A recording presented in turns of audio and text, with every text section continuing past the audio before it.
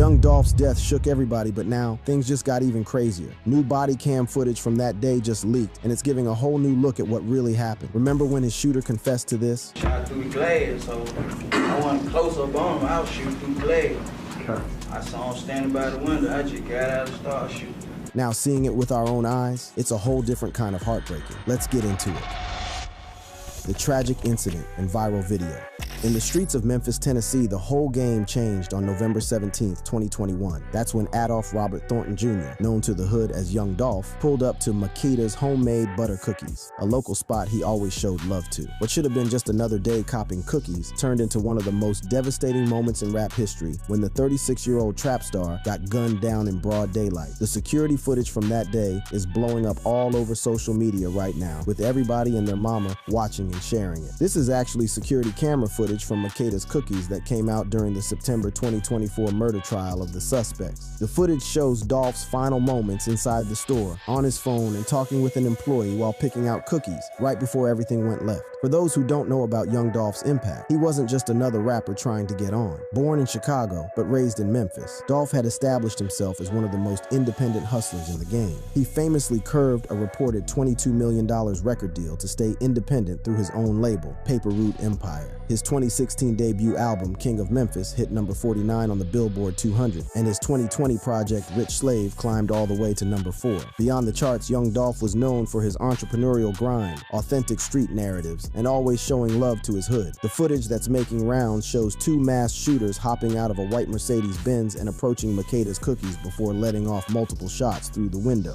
According to the autopsy report, Young Dolph caught 22 bullets in this brazen hit, leaving him with no chance of survival. The aftermath was straight chaos. Hundreds of people rushed to the scene, with emotions running high, folks crying, screaming, showing raw anger. Within days, a memorial with stuffed animals, balloons, flowers, and candles popped up outside the cookie shop as fans from all over pulled up to pay respects. Memphis. Mayor Jim Strickland tweeted about the tragic shooting, saying, "The tragic shooting death of rap artist Young Dolph serves as another reminder of the pain that violent crime brings with it," and offered thoughts and prayers for Dolph's family and friends. The murder investigation quickly identified several suspects. Justin Johnson and Cornelius Smith got charged as the shooters, Hernandez Govin was named as the alleged mastermind behind the hit, and Jamarcus Johnson, Justin's half-brother, was booked as an accessory after the fact. What followed was a complex legal situation that would expose some wild details about the possible motives behind the murder. One of the craziest revelations came during the September 2024 trial, when prosecutors claimed that Anthony Big Jook Mims, the late brother of rapper Yo Gotti and a high-ranking member of collective music group CMG, had put a $100,000 bounty on Young Dolph's head. This allegation pointed to longtime beef between Young Dolph's Paper Route Empire and Yo Gotti's CMG as the reason for the murder.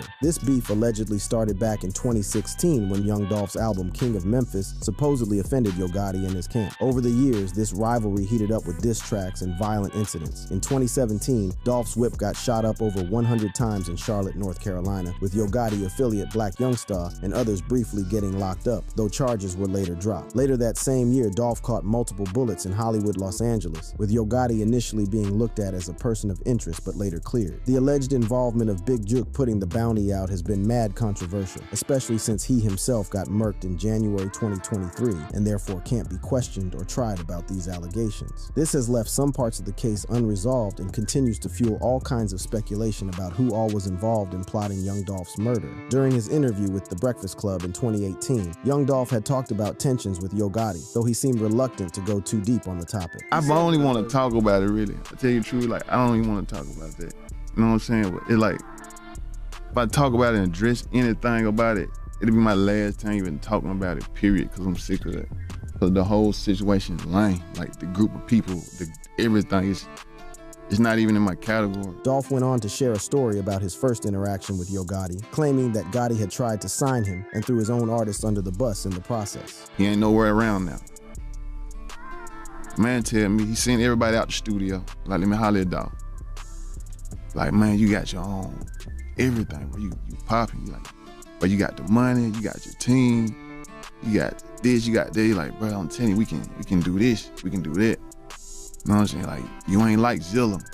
I ain't gotta hold your hand like Zilla. While theories about the murder's connection to this beef gained traction, the legal proceedings brought forward solid evidence about the shooters themselves. Cornelius Smith, one of the alleged shooters, testified during the 2024 trial that he and Justin Johnson were responsible for murking young Dolph, stating they were promised $40,000 each, though Smith claimed he only got $800. In court testimony that was captured on video, Smith identified himself and Johnson in the security footage, admitting to their roles in the shooting. We're gonna back up. I wanted to, back up a little bit. All right. First guy out of the car, who's that? It's me. That's you? Which one of the guns do you have? I got the little Draco stairs on. Okay, that's that semi-automatic weapon, is that right? Yeah. When asked about the moment of the shooting, Smith described his actions in a cold, matter-of-fact way. Aiming for Dolph. Was he able to say anything to y'all, or was he able to run or get away at all? I shot through the glass, so I wasn't close up on him. I was shooting through the glass. Okay. I saw him standing by the window. I just got out and started shooting. All right. Proceed until Justin shoots. This testimony gave a chilling breakdown of the calculated nature of the hit, which had been planned and executed specifically to take out young Dolph. The murder sent shockwaves through the rap game and hit Memphis especially hard, where Dolph wasn't just a successful artist, but a beloved figure in the community. Fellow Memphis artist Gangsta Boo shared her emotional reaction to Dolph's death during an interview. Unfortunately, young Dolph just got killed. You and Dolph, how well did you know each other? Assassinated. How well did you two know each other? Damn, I don't want to tear up. It's just like, me and Drama Boy have a really close relationship. She went on to express her admiration for Dolph's independent success. And that's how I know him. His rise, it was just, I've never seen nothing like that before. Well, especially independent the whole time. The legal aftermath and trial revelations. The investigation into young Dolph's murder moved quick in the days after the shooting. The Memphis Police Department dropped surveillance images showing two masked suspects hopping out of a white Mercedes-Benz strapped with a handgun and a Draco AK-47 pistol, who dipped from the scene after the shooting. These images, widely shared in November 2021, became crucial in identifying the suspects and building the case against them. The legal drama that followed would stretch for years, bringing multiple defendants to court and exposing some wild details about the planning and execution of young Dolph's murder. 4 individuals ended up catching charges in connection with the killing. Justin Johnson, identified as one of the triggermen, got found guilty on September 26, 2024, on counts of first-degree murder, conspiracy to commit first-degree murder, and possession of a handgun by a felon. The judge hit him with life imprisonment with the possibility of parole after serving 63 years and 3 months. Cornelius Smith, the second shooter caught on surveillance video letting off with a semi-automatic into Makeda's cookies, admitted during court testimony on September 23, 2024, that he and Johnson were responsible for the shooting. Despite snitching and cooperating with the prosecutors, Smith is still waiting on his trial, with no specific sentencing date reported as of April 2025. Hernandez Govan, accused of orchestrating the hit, had his trial initially set for March 10, 2025. However, due to scheduling conflicts, the trial got pushed back and is now set for July 28, 2025. This delay came after Govan curved a plea deal in December 2024, adding another chapter to the already stretched out legal process. Jamarcus Johnson, Justin Johnson's half-brother, pleaded guilty to accessory charges in June 2023. On November 22, 2024, he was sentenced to 6 years of probation and is currently on a diversion program that requires job training and community service. During a court hearing for Hernandez Govan, the judge went hard on him with a stern warning about the seriousness of the charges and the importance of following bond conditions. I don't have to tell you how serious these charges are. I know I don't even have to go back through that, right? I also shouldn't have to remind you that you're out on a bond and the court has put you under some real serious or some real tight stipulations. Yes, ma'am. At this point, the court feels like you're playing fast and loose with the court and these stipulations. The judge continued, clearly not feeling Govan's public appearances. Whether you're talking about this case or not, you're doing interviews. And the court doesn't like the fact that you feel free enough to do interviews. Because what could be happening is that you could be in jail. Perhaps the craziest revelation from the trial came when prosecutors alleged that Anthony Big Jook Mims, Yo Gotti's brother, and a big dog and collective music group CMG had put a $100,000 bounty on young Dolph's head. According to testimony, Smith and Johnson were promised $40,000 each for carrying out the hit, with Govan, the alleged mastermind, supposed to get $20,000. Smith testified that he only received $800 for his role in the murder, way less than what was promised. This allegation pointed to a deeper motive beyond a simple lick or random act of violence. It suggested that young Dolph's murder was the culmination of years of beef between rival record labels in Memphis, Dolph's Paper Route Empire and Yo Gotti's CMG. The tension between these camps had been bubbling for years, occasionally popping off in diss tracks and violent incidents. However, this theory remains controversial, particularly because Big Jook got murked in January 2023 and therefore can't be questioned or tried in connection with these allegations. This has left some parts of the case unresolved and continues to fuel speculation about who all was involved in plotting young Dolph's murder. The trial footage that's recently gone viral shows Smith identifying himself and Johnson in the surveillance video, providing a first-hand account of their roles in the shooting. In one particularly cold segment, Smith described the moment he opened fire on young Dolph. The footage also revealed that Dolph's brother Marcus was on the scene and returned fire at the shooters as they fled. Dolph's brother Marcus. Did you know that he shot back at y'all? I ain't noticed until we pulled out. There was a bullet hole in my side window. And, I told Jesse, man, I'm hit. He was like, I'm hit. These trial revelations painted a picture of a carefully planned hit carried out by individuals who were allegedly paid to smoke young Dolph, rather than a random act of violence or a robbery gone wrong. The evidence presented suggested that the shooters had been following Dolph and knew his movements, choosing to catch him lacking at a location he was known to frequent. The legal proceedings have been marked by mad delays and controversies. Hernandez Govan's trial has been pushed back multiple times, now scheduled for July 28, 2025, nearly 4 years after the murder. This has raised questions about how efficient the judicial process is, and concerns about potential witnesses or evidence getting lost or compromised over time. Smith's cooperation with prosecutors has also sparked debate in the community, with some viewing his testimony against Johnson as straight snitching, a major no-no in certain circles. Despite admitting to his role in the shooting, Smith has yet to be sentenced, suggesting a possible plea deal in exchange for his testimony. The focus on the beef between Paper Route Empire and CMG has led to discussions about whether the case reflects broader issues of violence within the rap game, particularly among rival labels. This has added another layer of controversy to an already complex case. Memphis rapper Key Glock, who was signed to Young Dolph's Paper Route Empire label and was particularly close to him, shared his feelings about the aftermath of Dolph's death a year after the tragedy. Yeah. New 5-pack you just dropped? Hey man, you've been active, bro. You've been on your man. I got to. Yeah, you've been turning up, bro. Obviously, yesterday was a tough day, 1 year since we lost Dolph. It's crazy because I was in Las Vegas last year when he passed.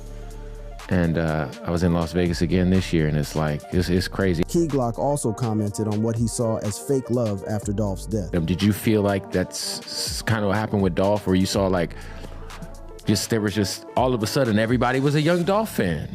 You know what I'm saying? Yeah, that's just a normal thing when death occurs. It's just like, I ain't gonna say it's wrong to show love, but if it ain't genuine, why do it? Like, if it ain't real, like, you know what I'm saying? So everybody know, like I know, like you know, motherfucking fuck bro like that. You know what I'm saying? And me either, but we gonna be ourselves. Memphis rapper Finesse 2 Times, who was locked up when Dolph got killed, offered a more philosophical take on the tragedy. Yeah, I'm not familiar with whether or not you had a relationship with Dolph or whether or not it was good or bad, but obviously losing him for the city of Memphis was a big deal for hip hop in general.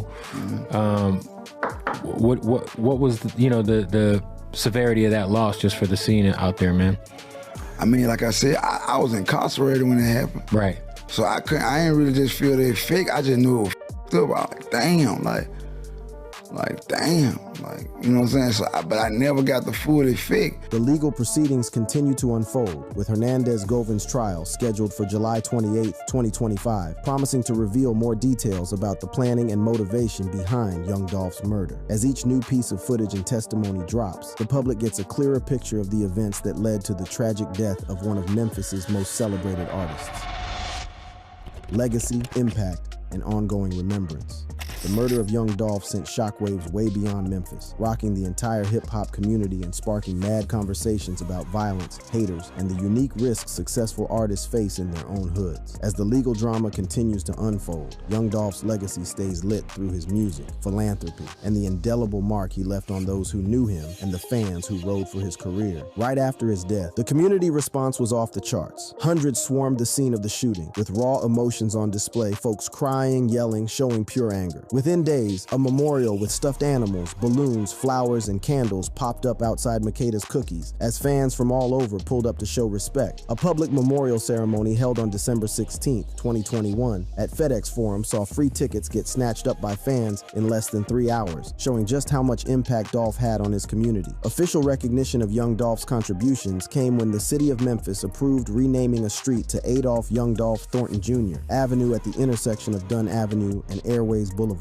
On top of that, in February 2022, a bill was proposed to make November 17th, the date of his death, the Adolph Thornton Day of Service in Tennessee, celebrating Dolph's philanthropy and encouraging community service. Young Dolph's impact on Memphis and the broader music scene was major, not just for his bars, but for the boss moves he made in the industry. As an independent artist who stayed in control of his masters and ran his own career, Dolph showed there was a path to success that didn't require selling out to major labels. His independence was a big flex, as he frequently talked about turning down multi-million-dollar deals to maintain his autonomy. During his 2018 Breakfast Club interview, Dolph spoke about curving a reported $22 million record deal. You always stress the fact that you are not doing no deal, you are staying independent, but I know these labels have to be coming at you with some crazy bags. You talk about that on the album too. Mm-hmm. They keep coming at you, you still ain't signing. It's been going on about 4 years. What's the most they offered you so far? 12 million. He went on to explain his reasoning. I got some stuff, like kind of, they trying to set it up right and get it right. You know what I mean? Where we can do the deal, but it's just something in me that's just like, I'm not enthused about. Like, there's just not something that I want to do. Young Dolph's emphasis on independence and ownership has influenced a whole generation of artists, especially in the South, showing that keeping control of your career and creative output can lead to both artistic and financial success. Beyond his music and business moves, Dolph was known for his philanthropy and giving back to the community. He regularly blessed his alma mater, Hamilton High School, with donations and supported various local causes in Memphis. These efforts made him more than just a successful artist. He was a hometown hero who put on for the city that raised him. Tragically, young Dolph's death follows a pattern we've seen too often in the hip-hop community, where successful artists often catch heat in their hometowns. You know, most rappers die in their own city. It's a fact. And, you know, you have haters who was in school with you and they mad because they was in that third grade class with you, but they don't have the same hustle as you. You know, they hate you for no reason. They hate you for your success. And they develop envy because they go home. They get out the car with their friend, with their other partner, and he listening to your music. They walk in the house, they girl listening to your music. They go downstairs, the kids doing a dance to your music. Now they are hypnotized with hatred. They are hypnotized with hatred. This insight speaks to a broader issue within hip-hop. Culture and urban communities where success can breed haters, particularly when individuals rise from the same hoods and circumstances as those who remain stuck. Young Dolph's murder appears to be yet another tragic example of this dynamic, where a hometown hero becomes a target, fueled by jealousy, rivalry, or complex street politics. The ongoing legal proceedings related to Young Dolph's murder continue to bring new details to light, with Hernandez Govin's trial scheduled for July 28, 2025. However, the full truth about who orchestrated the hit may never be fully revealed, especially given the death of Anthony Big Jook Mims in January 2023, who was alleged to have put the bounty on Dolph. Even in death, Young Dolph's music continues to slap with fans. While no new albums have dropped in 2025, his existing catalog remains in heavy rotation, with over 210,000 fans tracking his legacy on platforms like Songkick. His posthumous release, Paper Route Frank, in 2022 showed the depth of of material he had in the stash before his passing and extended his musical legacy beyond his lifetime. Young Dolph's personal life adds another layer of emotion to his tragic end. During his 2018 Breakfast Club interview, he spoke about his commitment to his kids and his family, having experienced his own difficult childhood with absent parents. Both of my grandma was taking care of me and my brothers and sisters. You know what I mean? My grandma, while I was in Memphis, she had the boys. My other grandma had the girls. It was a decision they made upon each other. So that's what it was. Like, you got an 80-year-old lady, what can she do with 3 little boys in a hood that's gang infested, drug infested, just everything infested? He went on to explain how this experience shaped his approach to fatherhood. Really, both of my kids, they got to be, first of all, their environment got to be right. They'll never grow up in the environment I did. You know what I'm saying? And on top of that, it's just like responsibility. Like my son, he 3 years old, and like right now he overprotective of his little sister. You know what I mean? The 7 months. So it's just, I'm gonna raise him right. You know what I mean? Like my whole thing now is like to every birthday, buy him a house, buy him a foreclosed house. This dedication to providing a better life for his shorties than the one he experienced makes his death all the more tragic, as he left behind a 7-month-old daughter and a 3-year-old son who will grow up without their father. As the legal proceedings continue, with Hernandez Govan's trial set for July 28, 2025, the full story of young Dolph's murder is still unfolding. However, what remains clear is the profound impact he had on Memphis, the hip-hop community, and the fans who continue to bump his music and celebrate his legacy. In a city with a rich musical heritage, young Dolph carved out his own lane, showing that independence, keeping it real, and giving back to the community could coexist with commercial success. Thank you for watching. If you enjoyed watching this video, click on one of the boxes playing on your screen to watch more similar content.